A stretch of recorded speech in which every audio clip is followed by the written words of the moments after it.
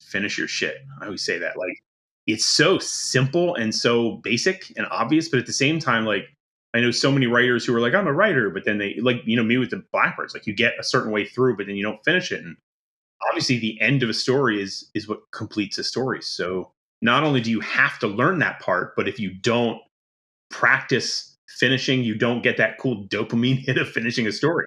That thing gives you like the meth juice to be like, I gotta write more stories. I gotta finish my shit.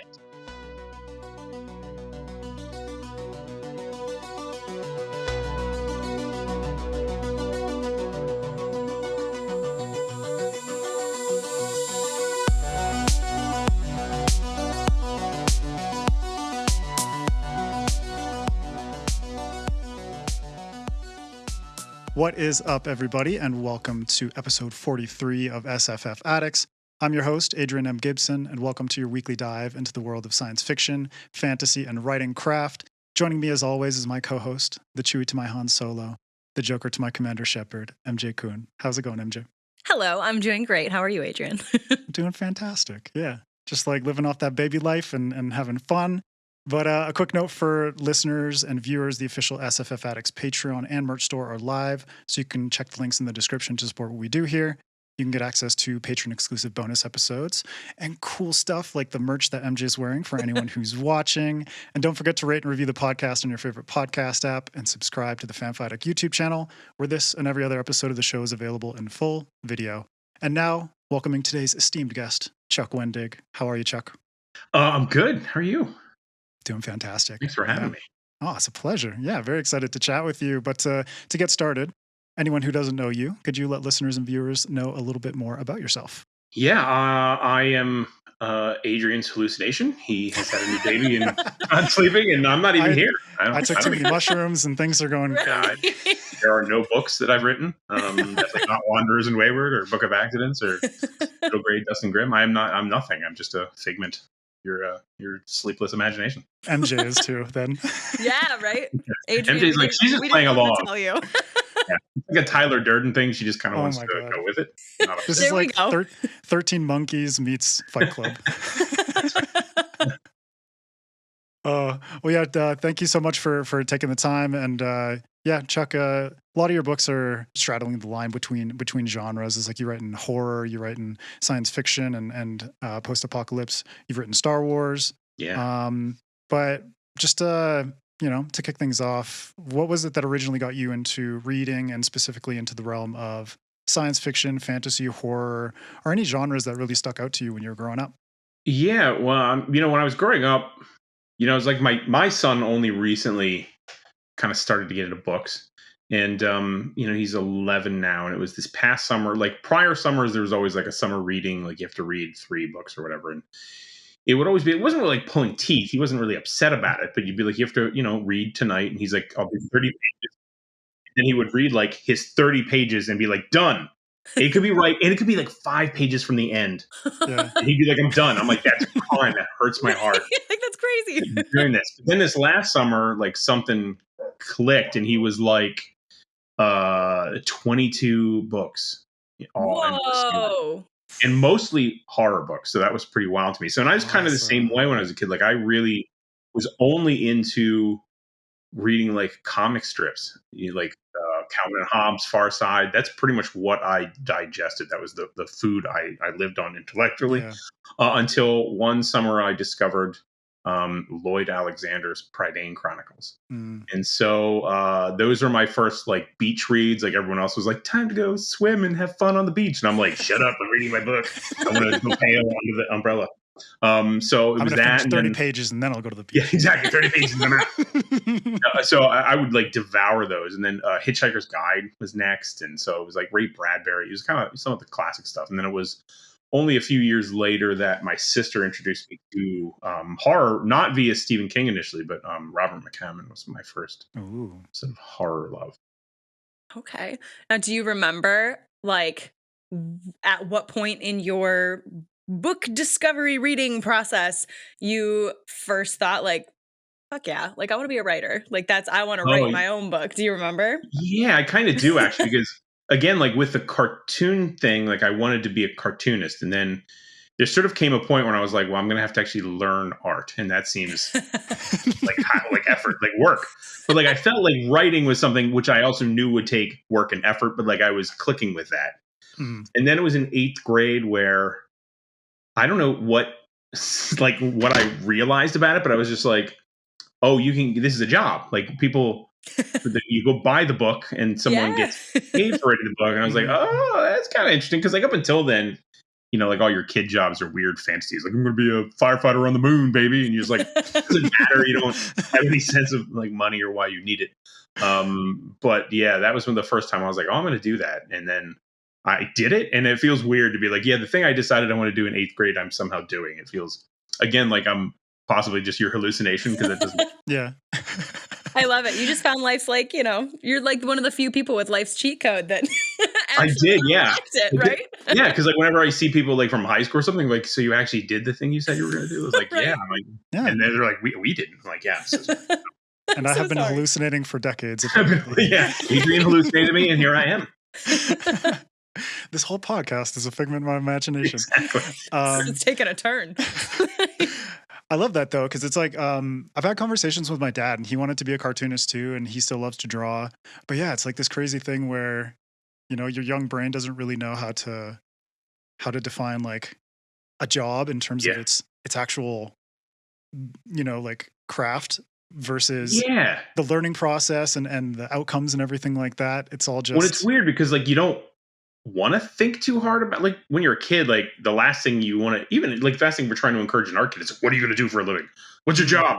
Like I know you're 11, but how are you going to monetize this talent? Yeah, exactly. How are you going to monetize your skill set, child? Like you're trying, like I want him to enjoy the things he's doing, and then you know the things he's doing, you know, when he enjoys them, to try to be like, well, encourage growth in those things because eventually maybe he'll find some value in doing them in life. Yeah. Otherwise, it does feel a little bit like get to work in the mines. That's how it was for me in high school too. It's like my art teacher was like, "You're really good at this," and he just kind of gave me like leeway. Where I was in one of the few self-directed schools in Canada, and my art teacher was like, "Your entire year, like grade 12 year of art, you can plan yourself." Yeah. That's and great. I was like, that's awesome. Well, shit, you're gonna have fun grading me. Right. But at the same time, it's like he was just doing like slow little nudges along the way about like, what do you think about your career and what you want to do afterwards? And it's like, I ended up going to English literature at university and then left Canada to Germany and then started tattooing. So it's like, I kind of came full circle. So. That is, but I love that like weird journey. Yeah. The journey is cool. The journey is the coolest part. Yeah. So it's like I emailed my art school teacher from high school and was just like, "Hey, so I became a tattoo artist," and he was really stoked on that. I love that though. I love that. Yeah. And Chuck, so you mentioned before we started recording, it's like you have a son. We're talking about kids and stuff because you know I'm hallucinating life, and I'm curious. Like now that you have your career has taken off and you've got your child and you're kind of balancing this family and work lifestyle. What's your writing process like these days, and how do you kind of manage your days in terms of whatever project you're working on? It's weird because up until, you know, like I started out in the freelance trenches doing pen and paper, you know, role-playing games. Like for 10 years I did, you know, for White Wolf Game Studios and Gamma World. Like I did all kinds of random game writing, pen and paper. And that's how I made a living doing freelance. And so, you know, I kind of developed pretty keen habits during that time of like you wake up and you write every day and you do your 2,000 words and whatever. So, but then like, and, you know, and I learned too that outlining was a really vital part of my process when it came time to do creative stuff. Like my first published book, Blackbirds, like I would try, I mean, it took me 5 years to write that book because for 4 of those years, I would get about 75% of the way through the book and it would just unspool. I felt like you wander into a room and you don't know why you're in the room. Like that's what I was. Like a black hole collapsing. Yeah. No idea what I'm doing here. Like it's just a rupture and collapse. So I joke that I did what any aspiring novelist would do at that point, which is I won a screenwriting competition. And that screenwriting competition, the prize was like a year's mentorship, which is weird because it's like homework. Like I could be like a jet ski. just a mentorship. But honestly, that's what I wanted, because the mentorship was with a guy, Steven Susko, who did the Grudge films, the American Grudge films, and he's done a bunch of adaptations. That was sort of his expertise, was adapting pre-existing material to the screen. And in doing that, I was like, like a frank talk with him, like, listen, I have no interest in screenwriting. I just want you to help me figure out my book, because I'm going to use like a screenplay as like an outline. And like, I'm going to write it as a screenplay, and then I'm going to write the book. Yeah. And he's like, yeah, you actually have to do like a real outline first. And I was like, oh, we don't do that. Like in novel world, we don't, like, I know in Hollywood land, like you have to write things down on a list. Yeah. But like I talk to horses, and I speak to seagulls, and that's how I get my inspiration. I'm doing this all wrong, you guys.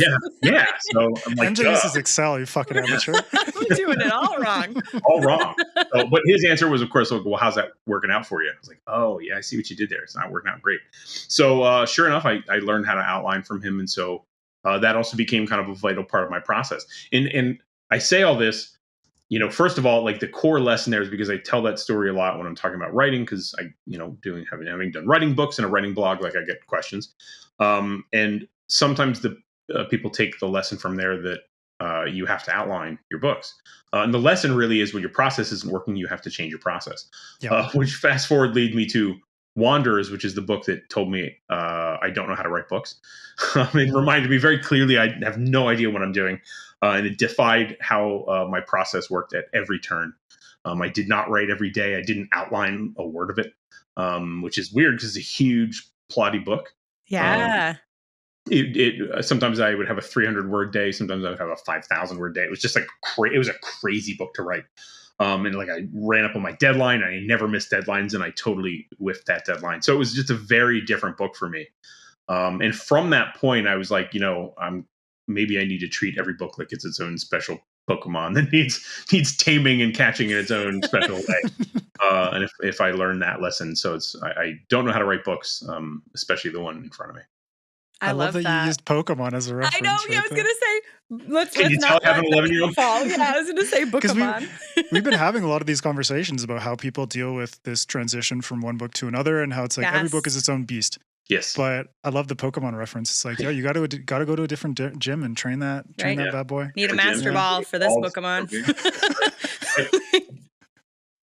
Yeah. I love that though, because I'm gonna have a small fangirl moment here. I'm an avid reader of your blog, and I have been for years and years. Wow. I've told Adrian that I genuinely would not be sitting where I am as a published author if it wasn't for your blog, because the first time I was in the query trenches, I literally made a background on my phone that said "Harden the fuck up, Care Bear," so I could remember every day that it's just part of the process. But it's a process every time you're writing a new book to figure out what this particular beast is. And with you writing in different genres, how does it help? Does it help, I guess, your creative mind, or does it help you switch gears like that to genre hop? Or have you noticed that makes it more difficult even? Or I don't even know. I have no idea how genre factors into it. Like I view genre, like it's like we're all different. Like they're different animals, right? I mean, they're. And I always say, like, if you look at a bat or a dolphin or a person, they're very different creatures, obviously. But when you look at the skeleton, like there are very clear analogs between the bones. And so that's, to me, sort of how genre works. Like there's definitely different shape and they look different on the outside, but like you sort of start ripping the skin off, and please don't rip the skin off anything. But you're going to find that there are some similar skeletons and similar bone structures going on in there, because storytelling has a lot of core key things. You can still kind of ride the same rhythms, and you can still play with story the same way, regardless of what the genre is going to be. And genre interacts with each other in different ways. Like science fiction and fantasy are these two sort of giant trunks of that tree, but then horror is like not even a trunk. It's like the color of the leaves. Like it's a very strange, I don't know what that metaphor even means. But I love that metaphor. It's perfect. Yeah, right? Because one is sort of almost like setting focused. Science fiction, when it is, where it is, the components versus science versus magic. But horror can be in either of them. Mystery can be in either of them. And obviously fantasy can still be in science fiction and vice versa. So There's just a thriller pacing, and there's just different ways to make the genres interact with each other and make them all kiss. Kiss now, make a baby, and that inside of your suitcase. exactly. So I think once you sort of get into that and you realize there's these common components, that part gets a little easier, but it makes it no less deranged to try. For sure. And is there a genre that you've realized, like, I really love to just kind of sink myself into this, and even if you're making them kiss and stuff like that, making them play around and have fun, is it more dependent on like the project or your mood, or is it like an idea comes into your head and you think that fits much better into the more atmospheric realm of like horror, or this fits better horror is usually where I skew, just because it's what I really liked growing up. And I think horror belongs in most genres. I mean, obviously romantic comedy, you're not going to find a lot of horror, but you will find to some degree anxiety and fear, like in its own way, fear of losing somebody, fear that they're not going to like you back. Well, that's not expressed as horror and like, things chest bursting, but there's a core sort of a visceral emotional component to those things. And I think, I also think horror and humor have a shared, there's a sort of a, DNA shared between those two things, both in how the setup of a joke and the setup of a scary moment sort of are very similar. So I tend to skew that way, even, because for so many years, right, horror was an anathema genre. You just were not allowed to say it. Like, I think I talked about this on the panel I did with Sadie Hart. Sadie, yeah. Delilah and so forth. That, like for so long you couldn't call anything that. Blackbirds was published by one publisher and called urban fantasy, then picked up by another publisher, and they were like, oh, we think you're like the next Joe Hill, so we're going to call it supernatural suspense. I'm like, do you mean horror? Because Joe Hill, I don't know if you know. It's horror off. That is. And they're like, no, it's supernatural suspense. So, and then suddenly, Wink, like, fuck you. Yeah, really? But now horror is cool again. Like horror, you're allowed to be horror again. So when I was finally allowed to be like, I can call it horror, I can say that, and it can be on a shelf. Yes, let's do it. That's what I want from now on. It's horror, all the horror. Everything horror. I'm just like trying to think in my head, like when the publishers just realize like, yeah, well, obviously they're never going to admit their mistakes, for one thing. Yeah. But maybe like, hey, maybe we can, work together with booksellers and just redefine the stupid bullshit that we've been doing with shelf space and figure out that like horror is horror. Horror is a thing. And people love it. Yeah. Exactly. Yeah, especially when the world gets weird. People are like, you know what? Horror is cool. Right? Let me sink into this. Yeah. And that's why people go to comedy and horror. They're like, yes, I need a laugh to relieve my anxieties, and then I need some horror. Well, that's what I say. That's what I do. I need to give myself anxiety by reading horror, and then I need to lessen it. It's we're keeping things even here. Caffeine and alcohol. It's just like up and down. Exactly. With different genres. That's exactly what we're doing. I love it. Okay, so let's dive in a little bit to specifically your newest release, Wayward, and which is the sequel to Wanderers, which I just finished Wayward last week, and oh my God, I read the last like 300 pages in one sitting. It's so good. I cried. I cried so many tears, and I don't cry at books that often. It's really good. Take it. You're like, sweet. I know. We love to make people cry. I'm just like, you inspired me to be a writer, and then you make me cry. And then you make me cry. Yeah, exactly. Betrayal. No, but you said that Wanderers rather, like broke all your processes, and it refused. It was the book that refused to be tamed. I'm so glad you fought through it, by the way, because it's like one of the best books I've read.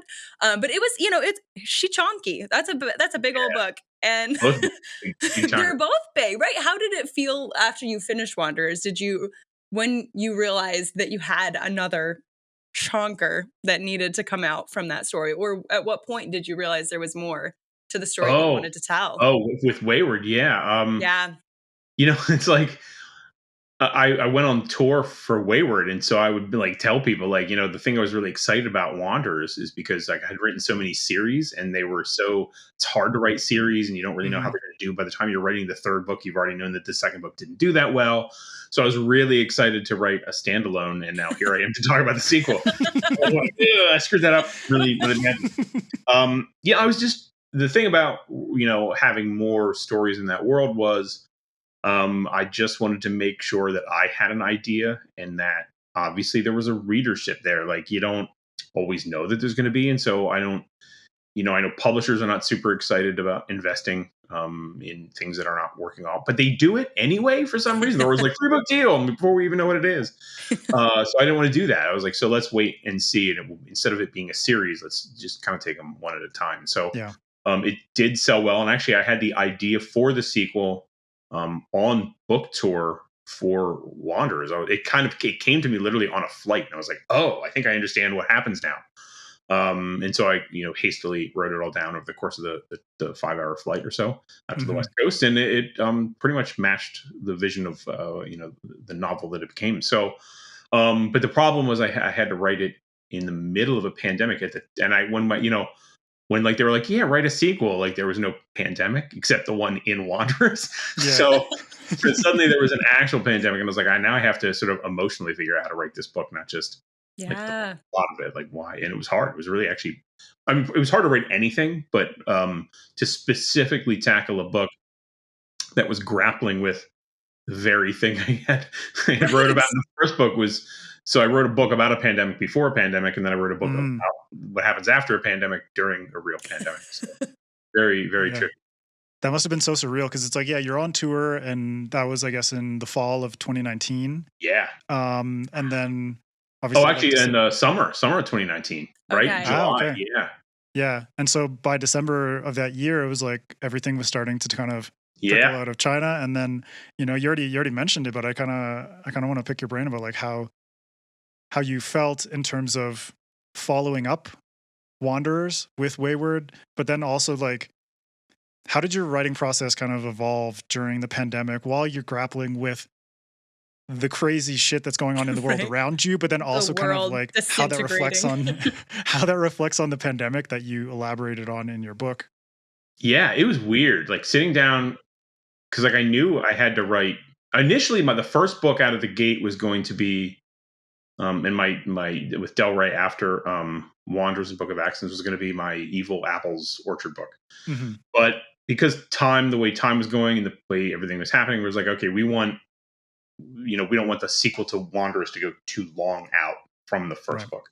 So I focused on that first, and then I sat down to write it like not long after like March 2020. So it was like.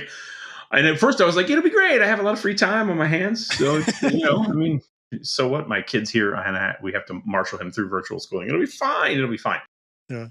And I didn't have anything. I just had nothing in the tank. There was no, it wasn't even like sort of classic normal writer's block, because it wasn't just like, oh, I have a story problem and I can't figure it out. Like I knew everything. I was like, I actually have a pretty clear vision for the book. I just couldn't do it. And it wasn't even like the kind of writer's block where it's depression masquerading as writer's block. Cause like I felt, I mean, it sounds weird, but like during the early days of the pandemic, I felt weirdly calm. And I think it's because like my anxiety was taking a victory lap. Like it was like, we did it. I told you this was coming, and now here it is. There's nothing else to worry about. It's all here. Like, we did it. And I was like, okay, I guess I'll just nap in it. Like it was a weirdly not evil time, in that it's like you get to like spend extra time with our kid who's not in school, but like family time was a big deal. And I mean, you sort of had a weird solidarity with like neighbors, like waving, and your neighbor says you're bleaching broccoli or whatever it is you're doing. Horrible stranger. What an odd time. So it's such an odd time. But I couldn't write. I just couldn't do it. So I was editing at that time because editing felt good. Editing felt like fixing something that was broken, and I think that had a good vibe to it.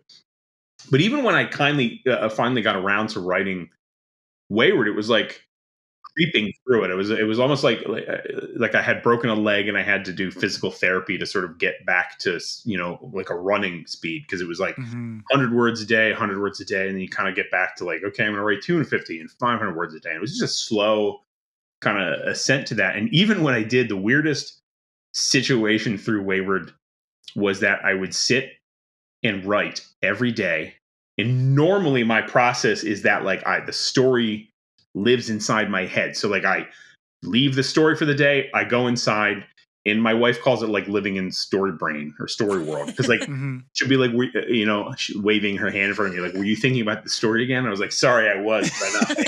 But, yeah, could you like, get the fire extinguisher because the kitchen's on fire? It's like, oh, right. Sorry. Snap back to reality, dude. But not in reality. But Wayward, I would write my day's worth of work and I would leave and I would literally have no memory of having done it. I would come back the next day and I would have to reread what I had written. You'd read. Because it was just like a blank. You're like entering a fugue state while you're writing. Total fugue state. So by the end of the book, I'm like, did I just like Jack Torrance my way through this book? Is it just all work and no play for 800 pages? I don't know what I'm even sending to my editor at this point. So I literally wrote like a letter to her. Like, I have no idea if this is any good. This could be terrible. And I'm so sorry. And then I got one of the shortest edit letters, and she writes heckin' chunker edit letters. And it was fairly short. She's like, this is actually really good as it is. We just have some things to tighten up and change. But so it was a weird experience. That's crazy. It's like you living through like Memento, but you wrote a book. Yes. Yeah, like tattooing the Wayward plotline. Who is Fungi? Question mark. Like all this shit. Like, exactly. I got some mushrooms on here. There you go. We got some mushroom action going on. Yeah. Mushrooms. Remember the mushrooms. It's all about mushrooms. It's all about mushrooms. Eat all of them. What? Not the lesson. But like after everything everyone's dealt with the pandemic, I think it's really good to hear this. Like, you cherished family time, even though you're kind of just going through this crazy Memento-esque writing experience. But one of our mutual friends, Kevin Hearn and Delilah Dawson, Kevin's actually the one that put us in contact. So thank you, buddy. Yes. Yeah. I think family and community are kind of these things that became really integral to our everyday lives. And also they're really important parts of Wanderers and Wayward. Is this? Well, yeah, and Kevin and Delilah are like, they were. We still talk every Friday on Zoom, like Skype. But it was like we would at that time. It would be like we were drinking. It was like 2 o'clock on Friday, and we're like, let's separately. Yeah. The drinking has died back a little bit, but we still talk every week, just to sort of as long as we're all in front of a computer and able to chat. We do, and it's still kind of a lifeline through all of the chaos. And I think it's really important to cherish those friendships. And I'm curious to get your opinion on this. It's like, as a writer, for a lot of people who are entering into the writing space, it's like the community can seem a bit like unwieldy and disparate. There's like so many little pockets going on. There's self-pub and there's traditional pub. Yeah. There's different genres and all this kind of stuff. But for you, in terms of like the friendships that you've developed and the people that you've met, how does it important to you to have that within the writing community, and how valuable can it be to any author to have friendships and community like that in a career path that is so very often isolating and just internalized inside your crazy story living inside head. Your literally own world. Exactly. Hugely vital. Yeah, hugely vital. There's it's such a lifeline to just have people. Because, like, here's the thing, first of all, just on a basic level, no one else gets it. No one else gets, not writing, but publishing in specific. Like, sometimes I'll tell my wife stories about publishing, and I can feel her just like I fugue out with Story World. She's starting to fugue out when I'm like, sort of like, and then there's the advance, and then she's just like, she's like, I get it implicitly. I understand what you're telling me, but this feels sort of insane that this is your industry. And I'm like, I need to talk to somebody to get it. She's like, just go speak to other writers. Go talk to them about this problem, and they will understand. I'm like, good. Thank you. So, there was like a thread on Twitter some years ago where it was like a joke where I mean, it wasn't a joke to this person, but he got on. He was like, "Other writers are actually your competition, and you're trying to." Oh my God, I remember that. And like, yeah, like the internet kind of fell on him, and he was smart enough to like not do the double down thing. He immediately just and be like, never mind. Yeah, it was like, eject. This was a mistake. That's like a good Twitter lesson. It's just like good Twitter lesson. Be like, people dump on you, just be like, peace. Be prepared to like be Homer Simpson in the hedge. Exactly. Like, there was a reel the other day on Instagram or something where a guy was trying to get rid of a hornet's nest, and he just tried to bag it but cut it in half. Oh my God. And he didn't run. Like, he was just like, what if I get more? And it's like, they're staying. And I was like, those face closer. Dig in on Twitter. They just keep trying to like more bees. Don't leave the wasp to them. Yeah, run away. Scoop them up. Run away. So he did that, and like, I was responding sort of in joke about these like sort of hyper aggressive, eat the hearts of your fellow writers. But then I started to I was like, as a serious balm to that, I started to do like the gentle writing advice threads. And it was interesting because like sort of I had a writing book to write also during the pandemic. But so what happened was Writer's Digest hired me to write a writing book, and it was going to be about genre and the different bones of storytelling and genre. And then the pandemic happened, and they also went insolvent, and I thought they went away. But then Penguin Random House bought them back. And so they contacted me and said, well, we still would like a writing book from you. And it's like, that's very cool. I hope you know I haven't been working on it because you haven't been a company. For a little. So they were cool with that. So I sat down to write the book, and then I was, sort of like, man, I don't, just like talking about Twitter, I was like, I don't really want to make people mad about my opinions on genre. Like, I mean, I would try to not be aggressive about them, but like, I don't want to pee in anybody's genre cereal. So I started to write an entirely different book that was a sort of a counter to the whole like writers your competition, even in a way counter to some of my own advice, like the harden the fuck up Care Bear stuff. Like, I wanted to like talk about the other side of that, and it sort of made sense because I had such a weird experience trying to write Wayward, even Wanderers to some degree, that I was like, I feel like I needed to talk about the, how my own process changed so dramatically, and how really there is no process, and how you have to be gentle on yourself while also trying to understand that a gentleness isn't always about like just not writing, but like how are you kind to yourself while also still holding yourself accountable? I'm just trying to find that balance. So I just wrote a book called Gentle Writing Advice, and it's all about that kind of thing, and sort of tackling all of the writing advice chestnuts you hear that you have to write every day and all that stuff. So so I feel like there was a question in there, and I was supposed to answer it, and I have no idea if I did. No, but I think it's good. I think it's good to hear a little bit of Chuck's soft side. Yeah. No, but it was mostly about the community thing and being able to find. I think we all kind of live in our own individual insanity. Yeah. And so it's important to cherish the valuable relationships that we develop. Absolutely. I have with MJ. Like, she's my therapy, and that is really important to me. That's great. Because kids are madness and you're sane. And so you need it. You really need it. And the thing is, I think some writers, even sort of different than the guy who views them as competition, I think some writers also can view other writers as like rungs on a ladder. Like I am no, like, this is networking, and I'm like, it's not networking. I mean, it maybe doubles as that at a certain point, but that's not the intention. Like, you're going in to just try to find compatriots who just like are with you, and in your generation, but then also who have been publishing for a long time, and then as you get a little, you try to like leave the light on and a ladder out for the people who are still coming up sort of behind you. And I think in that way, the sort of general bookish ecosystem is helped by that sense of community and actual friendship. I mean, writers are some of the nicest people, which the weirdest people, doubly so. Horror writers are lovely. They're weirdly just sweet, kind people. You'd be like, so you're monsters, right? And you're like, they're not. They get it all out on the page. I was just going to say, they leave all of that. They put it there. The book is my like monstrous vomit. There you go. It's like a Dorian Gray situation. It has the it has the evil, so I don't. It's more evil, and I get nicer. I love that. There we go. In an attic somewhere. In an attic, yeah. That's perfect. Gentle Chuck, just like the gentle Chuck. Gentle Chuck. Yes. I love it.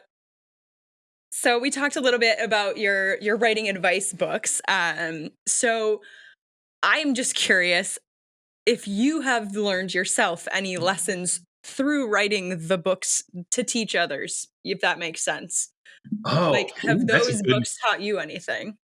I am sure they do, because even as I'm writing them, like my writing advice, the blog was never supposed to be me telling people how to do things. Never prescriptive. Always me No. yelling at me about writing. And like that's like it started off with like a static HTML page, no WordPress. Mhm. I didn't have metrics. I didn't know anything. I was like blogging into the void. This is over 20 years ago.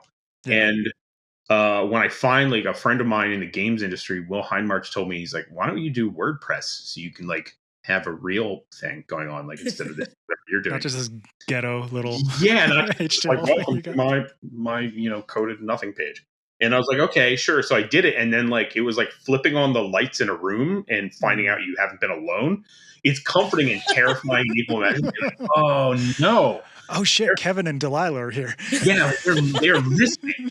How did they get here? So that was weird. So it was always a case of I started off just sort of being frustrated with my own journey and with publishing and with self-publishing and everything that goes on through that, all the conversations. It was always a way for me to sort of voice those conversations for me. And in that process, I was always trying to learn, even as I kind of poked through the stuff. Yeah, I love that. That totally makes sense. And on this topic of writing advice, to close out, we ask this to every guest. If you can give listeners and viewers a good soundbite bit of writing advice, and B, I know you're going to kill this question. Tell us a weird or random fact that you find to be utterly fascinating. And it can be as disgusting or as weird as That one is always the trap, though, because people are always like, oh my God, every fact I've ever thought of just left my brain. So, and also like, okay. I know so many because I'm a writer. They're always weird. Well, the soundbite is just finish your shit. I always say that. Like, it's so simple and so basic and obvious, but at the same time, like, I know so many writers who are like, I'm a writer, but then they, like, me with the Blackbirds, like, you get a certain way through, but then you don't finish it. And obviously, the end of a story is what completes a story. So not only do you have to learn that part, but if you don't practice finishing, you don't get that cool dopamine hit of finishing a story. Right. That thing gives you like the meth juice to be like, I got to write more stories. I got to finish my shit. So that's important. And then weird facts. I don't know. I mean, there's obviously the wombats poop and cube thing. That's pretty fascinating. Ooh.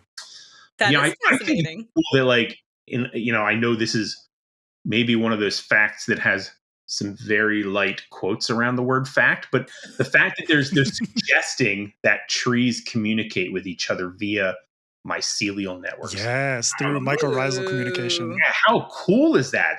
Man, that's just a neat, like, we're all working together and they're chatting with each other. And I feel bummed that like maybe people aren't part of that. Like, we should be like every day, like sticking your hand in the dirt for just a little while. Be like, I'm going to go talk to Bob down the street. Bob the tree. Yeah, Bob the maple. Bob the maple. Yeah, Bob the maple. But the coolest thing about that is not only do they communicate, you just like this is like whenever anyone mentions Excel spreadsheets or like color coding to MJ, she lights up. Anyone mentions mushrooms and I go fucking ecstatic.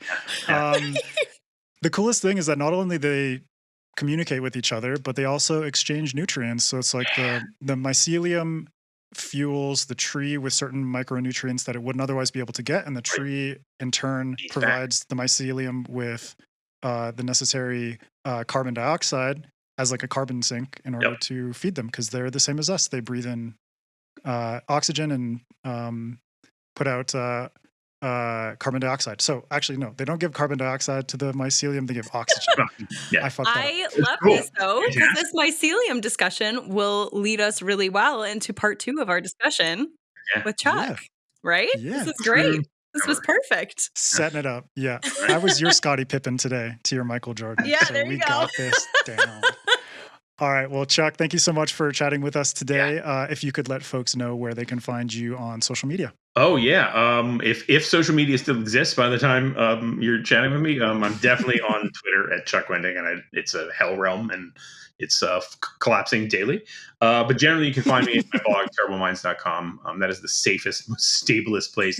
I never thought I'd say that about blogs, but here we are. They're back, baby. Blogs are back. blogs it back. Yeah. And it is not HTML anymore, so go check it's that Right. out. It's very fancy, yeah. Perfect. Well, you can also follow SFF Addicts on Instagram or Twitter at sffaddictspod, and you can follow me at Adrian M. Gibson. MJ, what about you? You can find me across all the big socials, so Twitter, Instagram, TikTok at MJ Kuhn Books, all one word. Perfect. So that's it for this episode. Stay tuned next week for part 2 with Chuck. As MJ teased, he's going to be doing a mini masterclass on post-apocalyptic fiction, which I'm very, very excited about. Now, keep reading, keep imagining, and we'll see you next time on SFF Addicts.